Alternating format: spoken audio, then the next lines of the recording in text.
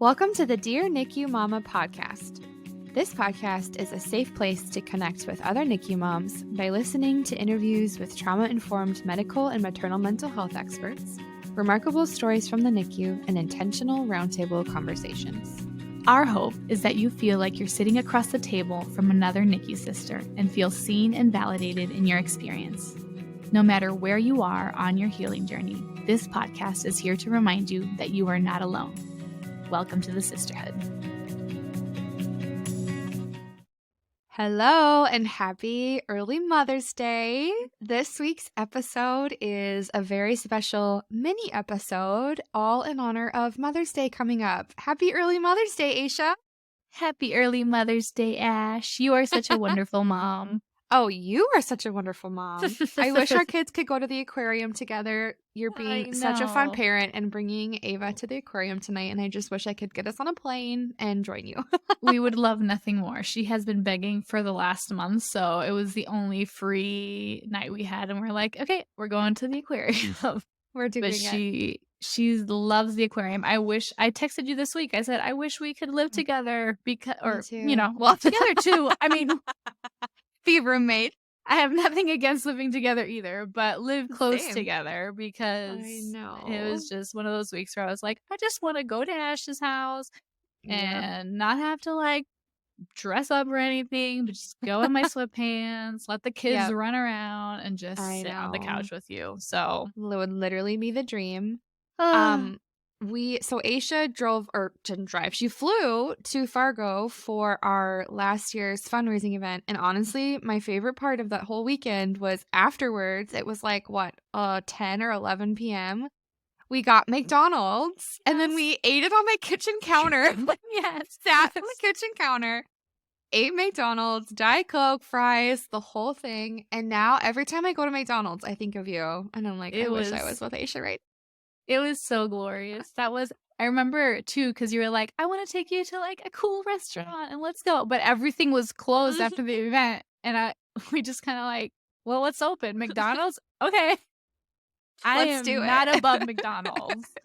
So yeah. You can never go wrong with some late night I have pictures. Fries. Oh my gosh. It was the satisfaction of the greasy fries and the Coke. Oh my gosh. Yeah. That was probably my favorite too. It was so fun. Hopefully I get to come to Fargo soon. So yes, we're planning with my fam. Cannot wait.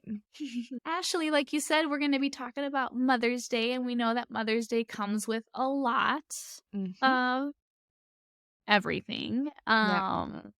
Especially if you were in the NICU for your first Mother's Day, or even after when you're home, and every NICU Mother's Day, when you have a baby in the NICU, can be rough. It can bring up a lot of emotions. And so we thought, as always, that it would be nice to just give gentle reminders to moms, NICU moms, that listen, that it's okay if you're not feeling like you want to be celebrated, if you just want to be alone and take time to just be on your own, or if you want to have people over, or whatever it is that your heart needs, that you give yourself permission to do just that.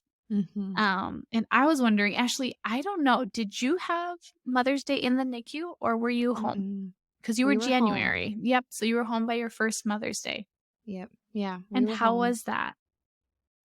It was good. I think, I want to preface something that Martha and I used to talk about a lot, early on in our friendship, is I think everybody has a very different style of celebrating. It kind of goes back to that birthday episode we talked about where some moms want to throw the party and want to get together, and some moms want to process more privately and more intimately. And I remember early on in our friendship, Martha would be like, I just feel like you're so much more healed than me because you want to have these parties. And I was always gently reminding her, it's strictly a personality thing.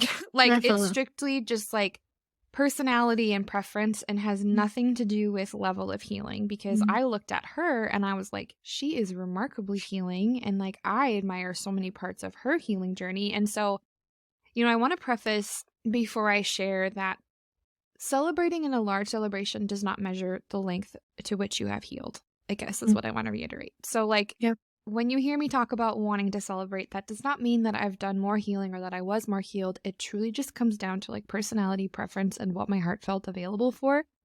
And so I think social media can always be this like constant comparison of like, "Oh, why can't I just celebrate like she can? Or why do I want to be more private?" And I think the most important thing on holidays like Mother's Day or birthdays or anniversaries is that you check in with your heart and you honor what feels safe and good for you. And so, with that being said, I wanted to celebrate, and so we didn't do like an extravagant thing by any means, but we did like get together the family, and like I was just so excited to be home from the NICU. And like Mother's Day, in our climate here is like when it finally starts to get nice out. So I remember like around Mother's Day was when we went on like our first stroller walk, and there was just some of those things that came to play. But with that being said, I think my first Mother's Day was I was so grateful to be home Mhm. because Silas came home end of March. And then I had to be really careful of how I digested social media because all of the stuff I saw was the golden hour births, the pregnancy throughout, like it was just all of these reminders of milestones that I felt like I missed out on. And so even though I was so grateful to be home, I just felt like I didn't belong. And I just felt like I was like this other kind of mom who had this like traumatic experience that I couldn't relate to anybody else. You know what I Mhm. mean? And so I guess with that being said, I'm just yapping now. No.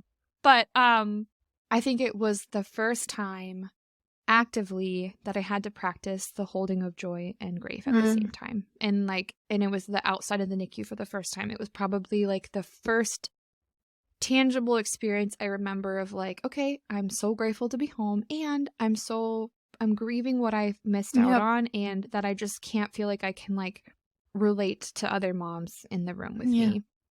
We go to church, and so like I remember at the churches you always stand up with all the Mhm. moms, and I just felt like I was standing, but I still felt like I wasn't a part of Yep. it. Does that make Yep. sense?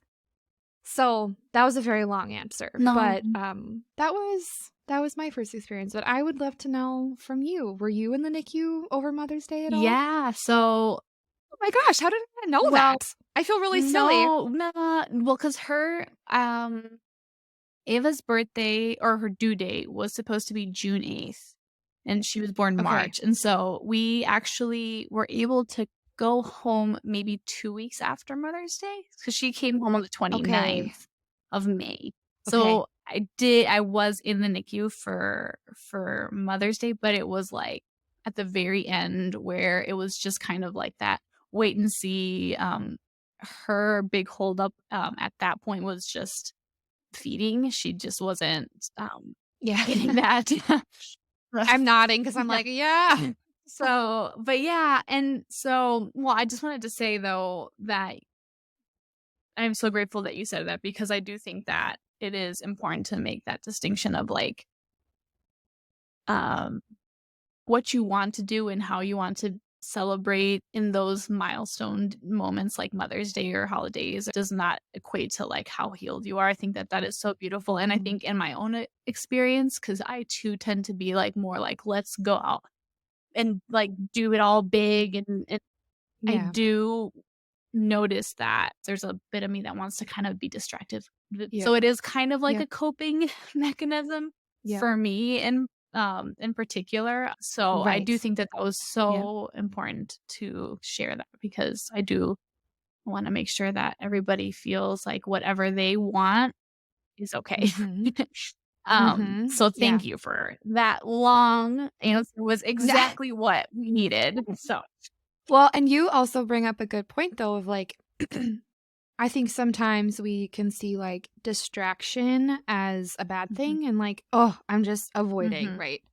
And I think there is a level of that of like checking in with your heart and being like, okay, to what level are we distracting? But also like distraction can be like a way to just get through the yep, day, especially if it is really tender and that's not yep, bad. Like if, I remember a counselor once said like if you just like need to mentally check out and you don't want to scroll on social media, play a game on your phone for 20 minutes. She's like, it's okay to not think about it all the Yep. time, or to like do something to like really briefly distract you from living in that traumatic Yep. place too. So I think that's a good Yep. point of like, sometimes there is that level of distraction embedded in it, and that doesn't necessarily mean it's Yep. wrong or that it's any less meaningful Mhm. or celebratory. It's just like a way to like get through that moment in a way that feels safe too, Yes, you know? exactly, exactly. Oh, I'm not a but counselor, you but said that so beautifully. Oh my goodness. Okay. But yeah, I did. And I have the unique uh experience of also my first Mother's Day was Mhm, after Enzo had died. And mhm, um I actually just wrote about it recently on my social media because it's one of those things that I didn't even realize that there was such a thing as a bereaved Mother's Day.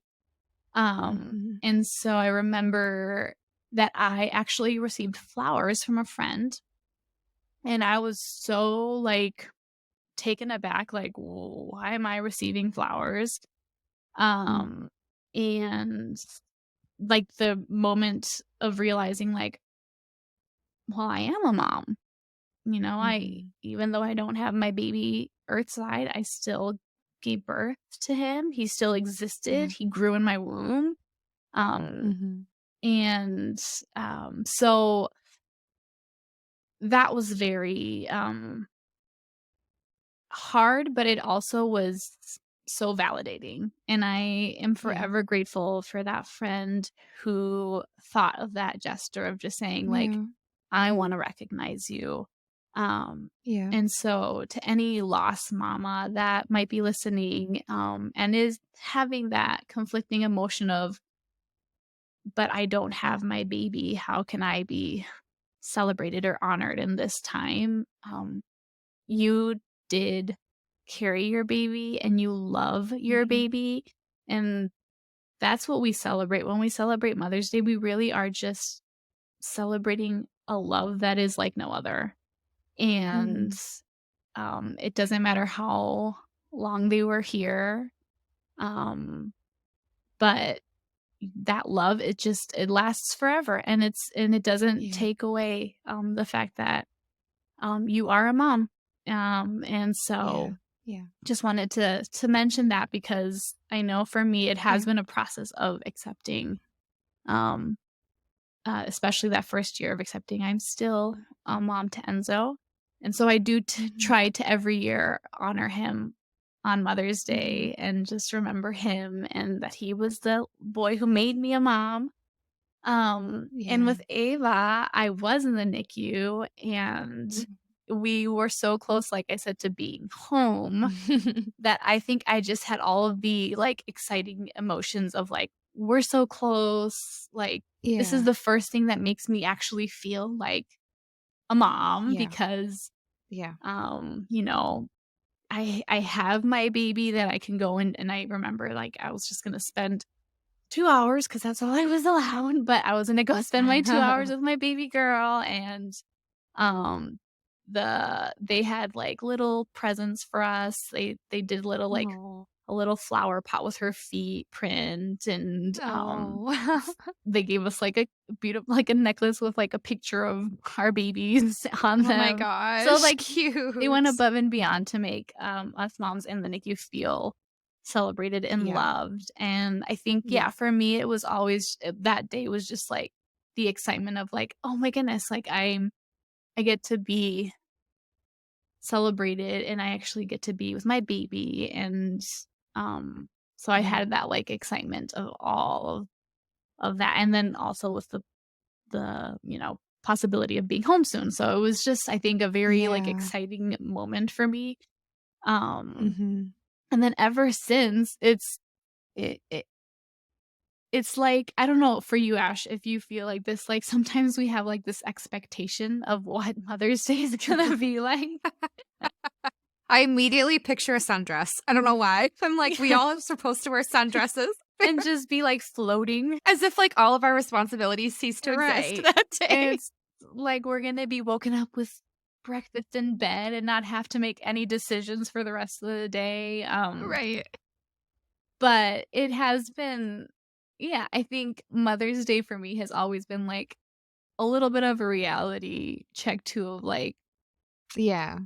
this is not what social media paints it to be all the time, but Yeah. it Yep. is, like, what an honor to be able to have this title and to care for someone and love someone as much as we do, and so, yeah, I think for Yeah. me, Mother's Day is kind of like this, like, both and, like, I Yeah. want to be celebrated, and I want to, like, get the flowers, and I want my husband to think of all the things that I Yeah. will do for him for Father's Day, Yeah. but it's not always like that, and then it's just, like, having the opportunity to take the moment to say, "It wasn't what I thought it was gonna be, but Mhm. I am so grateful to be here right now and have my little girl come in and give me a stuffed animal saying, 'Here, I got this for you, and I Yeah. want you to think of me.'" Right.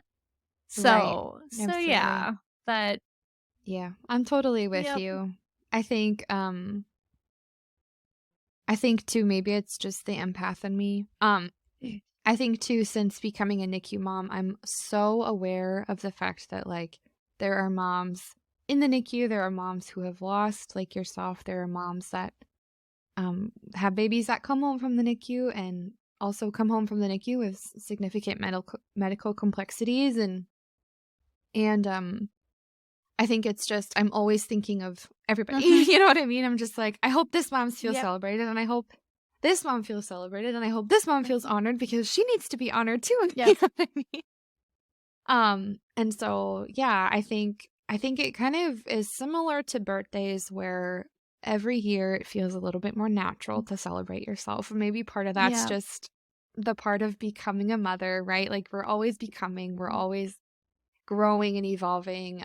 When so much of our life is about our babies and we wouldn't change that for the world, it can feel uncomfortable to receive that on a day and like, again, feel recognized and like we fit in with typical motherhood spaces. And so I think the more Mother's Days under my belt, I think I'm stepping more and more into that of just like allowing myself to be celebrated and looking forward to the day and just like really just celebrating my Mother's Day story, even though it looked different than what I thought it would. And I also want to make note too, it was kind of the spur of the moment idea, but I was thinking a lot about like, typical motherhood campaigns and different things like that. And one thing that we are doing at Dear Nikki Mama is you can opt into a separate email subscription that daily delivers a Dear Nikki Mama letter to you leading up to Mother's Day. So we started these on May 1st all the way through May 12th. And our hope with that is that you can receive a letter that echoes something in your story, right? So even like I mentioned when I was seeing those golden hour photos or even like bump photos, things that I feel like I missed out on, it's kind of this letter of hope that just reminds me that there are other moms who've had similar experiences to mine and or understand the very unique journey of what means to be a NICU mom. And so that is still Mhm. available. There are a few more letters to Yeah. be sent out. So we will make sure to leave those in the show notes as well so that if you'd like to receive a letter of hope daily, it gets directly delivered to your inbox. So that is an Yeah. option. Those have been so beautiful to read. Every time I get one in my Yeah. inbox, it's just it's also, like, gives me the opportunity to, like, stop what I'm doing and just read it, Yes. and, like, that Right. gives you just Yeah. space to be, like it's just been I loved that Yeah. idea. We have to figure out how to do more things like that because it is such a Yeah. beautiful invitation to just reflect on your journey too, Yeah, so that was so absolutely. beautiful. Yeah. Yeah. No, it's been fun too. We have over 200 published letters, so I've just been going through the Mm. archives. It's been so fun to like go back and remember when we first published these letters and letters that were published back in like 2019 Oh and my stuff like that. So gosh. it's really fun to look back.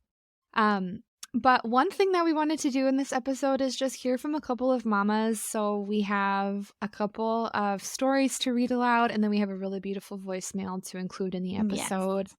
But Aisha, do you want to talk a little bit about the prompt for this Yes, episode? of course. So we just wanted to give the moms in our community the space to share how they honor their journeys on Mother's Day, Hmm. whether they spent it in the NICU or at home. We just wanted to hear, like, how did you or how do you honor your journey in this time? And so we got a few responses, and I'm going to read the first one from Sarah, and it says, "Good morning. Here is my Mother's Day story. Last year for Mother's Day, my youngest son, Zach, was still in the middle of his NICU journey. My mom also started chemotherapy for cancer treatment just a few days before Mother's Day, and she lives 900 miles away. I was so torn on how I was going to spend Mother's Day, wanting to be with both of my boys and my mom. Fortunately, Zach was stable, and with the encouragement of my husband and the wonderful NICU staff, I was able to fly to be with my mom for her first chemotherapy treatment. I flew home on Mother's Day and was able to see my mom and both my sons on Mother's Day. It was so special, and I was so thankful I could be with the people I love most. NICU moms are so resilient, and they do what seems impossible every day. I'm excited to celebrate my first Mother's Day with both of my boys together this weekend, but I'll never forget the wonderful people who made last year possible." Sarah. Oh, I love that. That was so beautiful. So And beautiful. again, just the reminder of, like, the resilience of moms in the NICU. And I mean, that was just such a beautiful story, and I'm so glad that she gets to celebrate with both her kiddos home. That Yeah, was so beautiful. so beautiful.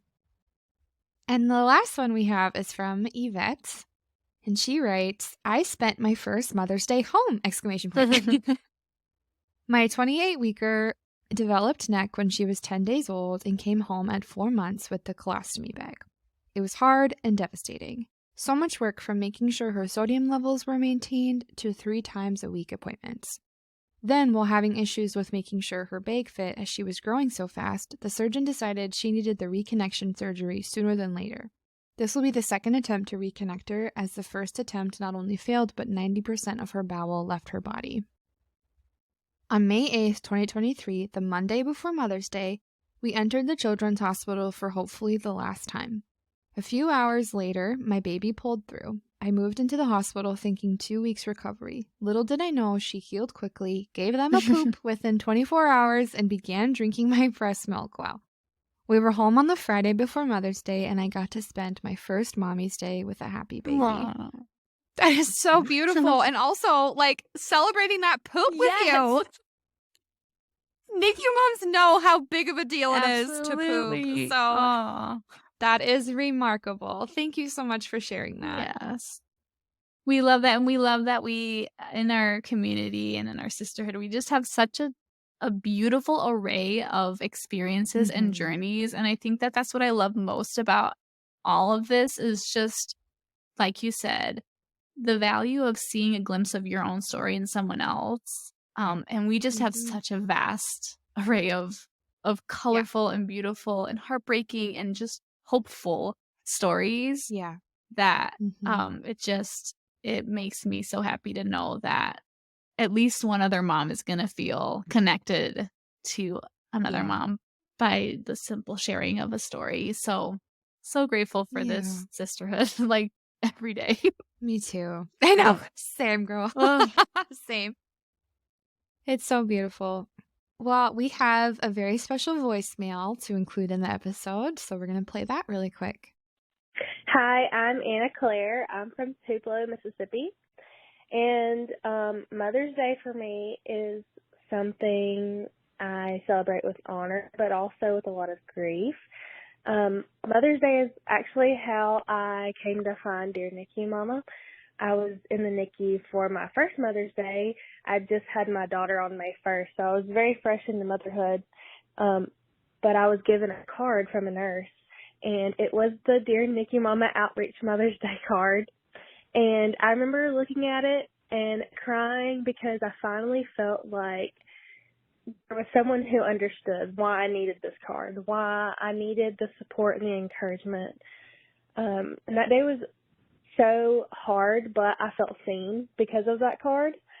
Now I feel so grateful that I get to return that favor and give other moms a lift who are experiencing the things that we did during the NICU, especially in the holiday season. This year, for Mother's Day, we're really going to focus on the happy parts of the last year of motherhood that I got to have, while also, holding space for our grief of what we thought this first year of my motherhood was going to look like. We're going to take some cards to the NICU this year, which I'm so excited about.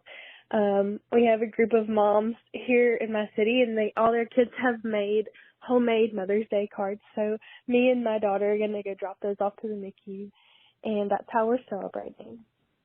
Oh, we love this mama, and it was so fun to hear her personal experience of receiving that Mother's Day card and now being able to give back. And that really brings us to a good point of your generosity and the generosity of this community made our Mother's Day outreach possible this year, where we are able to deliver nearly 6,000 personalized Mother's Day cards to moms in the NICU.